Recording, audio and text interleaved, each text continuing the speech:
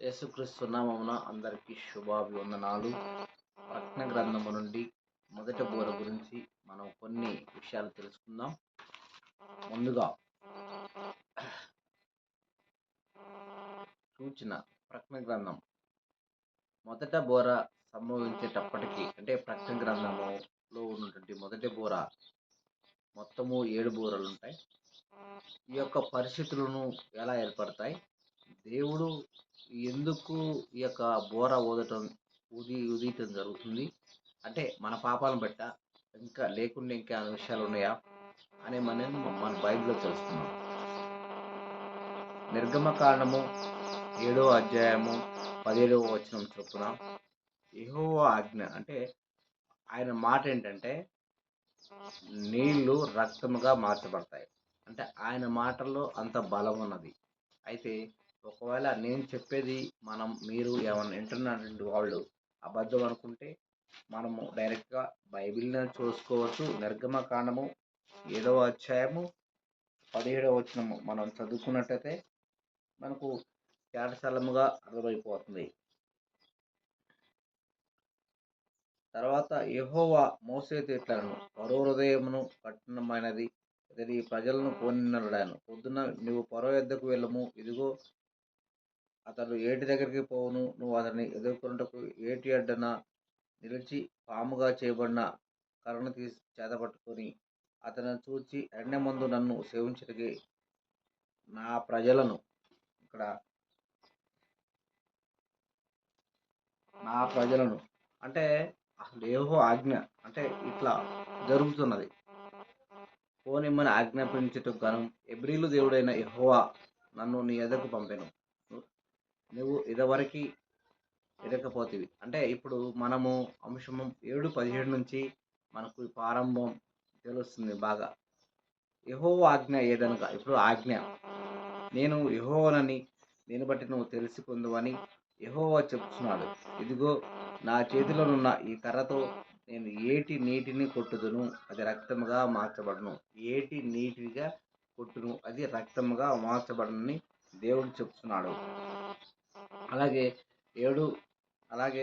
7:24 చూసుకున్నట్టయితే కింద వచనంలో, అయితే ఐగుప్తులందరూ ఏటి నీళ్లు త్రాగలేక త్రాగునీళ్ల కొరకు ఏటి ప్రక్కలను తోవిరి. అంటే ఆ రక్తం నీళ్ళు అంటే ఆ దేవుడి మాట, ఇక్కడ ఆజ్ఞ మనం గుర్తుంచుకోవాలి. ప్రకటన గ్రంథంలో మనం చూస్తున్నట్టయితే అలాగే ఇవన్నీ విషయాలు మనకు తేటపడుతున్నాయి. ముందుగాలి ఐగుప్తుల చరిత్ర, తర్వాత సొదొమ గొమొర్రా చరిత్ర మనం తెలుసుకుందాం. ముందుగాలి ఆదికాండము 19:5 మనం చదువుకున్నట్టయితే ఇక్కడ లేఖన భాగం, అంటే నేను చెప్పే మాట ఏం లేదు, బైబిల్ లేఖనం ఏం చెప్తుంది, పాత నిబంధన కాలంలో ఐగుప్తుల కాలంలో, తర్వాత సొదొమ గొమొర్రా కాలంలో జరిగినటువంటి సంఘటనలు ఇవి. అంటే ఇప్పుడున్న ప్రకృతిలో ఉన్నట్టు సంభవించాయి అన్నిటి కూడా లయమైపోతాయి అని చెప్పడానికి ఈ యొక్క మొదటి బోర ఉద్దేశము. 19:5 చదువుకున్నట్టయితే, నేను మొత్తం కంటెంట్గా పోవట్లేదు కానీ కొట్టే తెచ్చేలాగా చెప్పుకుంటూ పోతున్నాను. ఎవరన్నా అర్థం కావడానికి బైబిల్ సారం అర్థమయ్యే విధంగా చెప్పుకుంటూ పోతాను, రెఫరెన్స్ చెప్తాను, మీరు చదువుకోండి. 19:5 ఆదికాండము 19:5 మనం చూసుకున్నట్టయితే 5, లోతును పిలిచి, ఈ రాత్రి నీ యొద్దకు వచ్చిన మనుషులు ఎక్కడ, మేము వారిని కూడినట్లు మా యొద్దకు వారిని ఎలుపలు తీసుకొని రమ్మని అతనితో చెప్పగా. అంటే ఇక్కడ లోతు సందర్భం, అంటే ఇక్కడ పాపం ఎలా అనేది ఆనాటి నుండి ఉన్నది అని వివరణ కోసం చెప్తున్నాను. అలాగే 24:25 మనం చూసుకున్నట్టయితే ఆదికాండం 24:25, అప్పుడు యెహోవా సొదొమ మీదను గొమొర్రా మీదను యెహోవా యొద్ద నుండి గంధకమును అగ్నిని ఆకాశం నుండి కురిపించి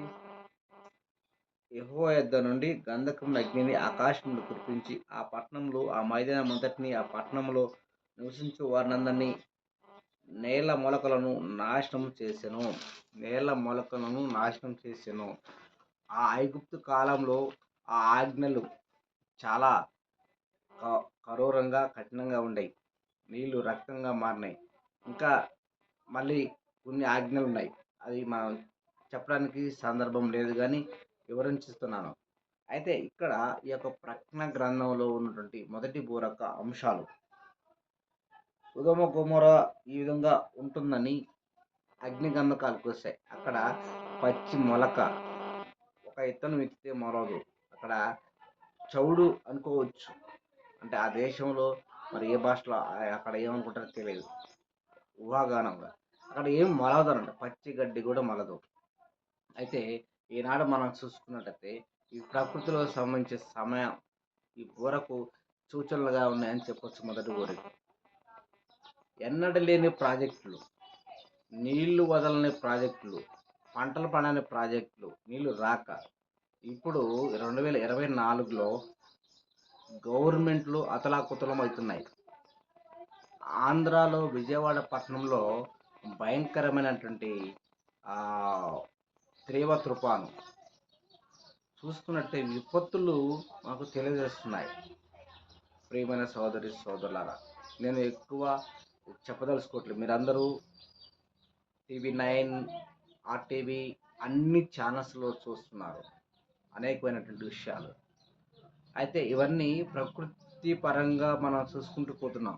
ఈ యొక్క మొదటి బోర్ యొక్క ఉద్దేశాలు సంభవించేటప్పటికీ ఈ యొక్క పరిస్థితులు ఎలా ఏర్పడతాయో మనం ఇవన్నీ తెలుసుకున్నాం. ఆనాడు నీళ్లు రక్తంగా మార్చబడ్డాయి. తర్వాత సొదొమ గొమొరలో ఆ యొక్క అగ్ని గంధకాలు దేవుడు గుర్తించాడు. ఈనాడు వర్షపు నీళ్లు కురిస్తేనే జనం అల్లాడుతున్నారు. ఆనాడు దేవుడు నోహ ప్రజలకి రక్షణ కలగజేసినప్పటికీ ఆ యొక్క దేశంలో ఉన్నటువంటి ప్రజలని నోహ గారు పిలిచాడు.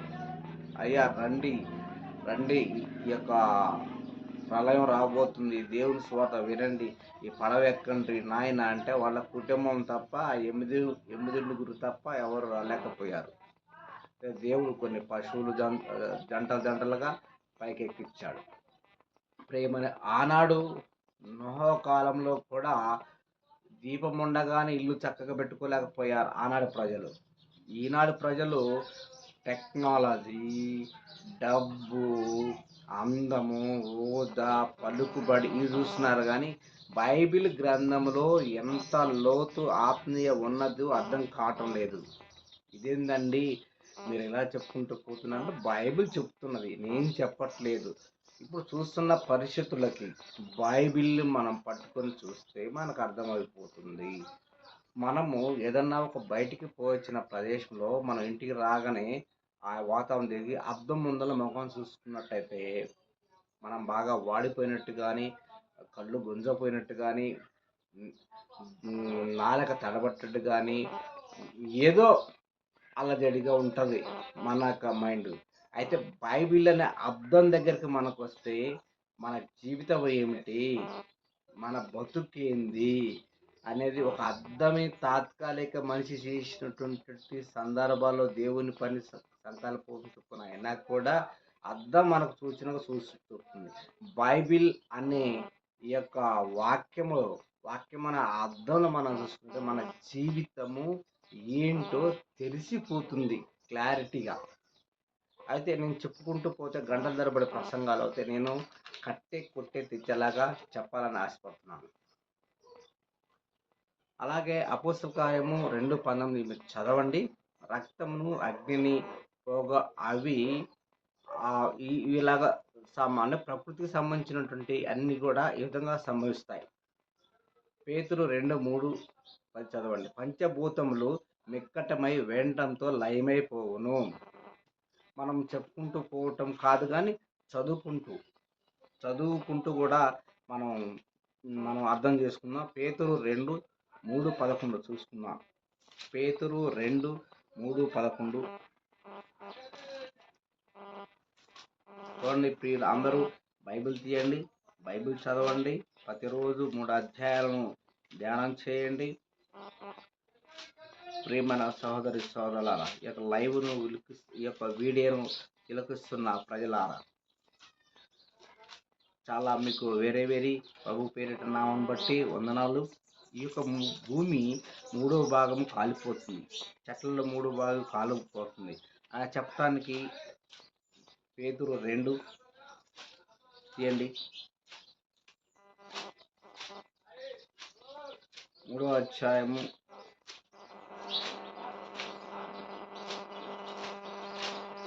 2వ వచనము 3 నుండి 11 చూసుకున్నట్టయితే మనకు అర్థమైపోతుంది. ఒక భూమి ఎలా లయమైపోతుంది అనే విషయాలు మనకు తెలుస్తున్నాయి.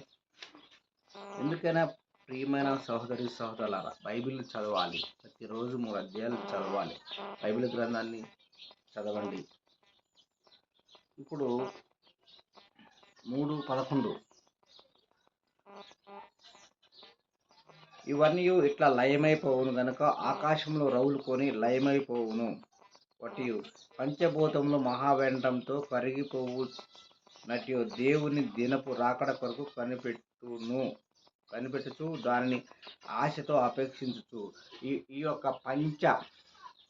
పంచభూతములు మహావెంటంతో కరిగిపోవునట్టు దేవుని దినపు రాకడ కొరకు కనిపెట్టుచు. ఈ యొక్క మాట చెప్పడానికి ఈ యొక్క వచనం చూపించడం జరిగింది. పేతురు రాసిన 2వ పత్రిక 3వ అధ్యాయము మీకు 12లో కనబడుతుంది. బాగా బైబిల్ చదవండి ప్రియమైన సహోదరి సహోదరులారా. అయితే భూమి 3వ భాగము కాలిపోతుంది, చెట్లల్లో 3వ భాగం కాలిపోతుంది. అయితే మనకేంటంటే దీనివల్ల ఏంటంటే పళ్ళ కొరత ఏర్పడుతుంది. మనం పీల్చే గాలి, ఆక్సిజన్ గాలి కూడా మనం వదిలింది మరలా మనం పీల్చుకోవాలంటే మళ్ళీ ఆ గాలిని మనం పీల్చుకున్నప్పుడు అనేక వ్యాధులు సంభవిస్తాయి. ఒకనాడు సోమాలియా దేశంలో భోజనం లేక ఎముకల్లాగా చిక్కిపోయారు.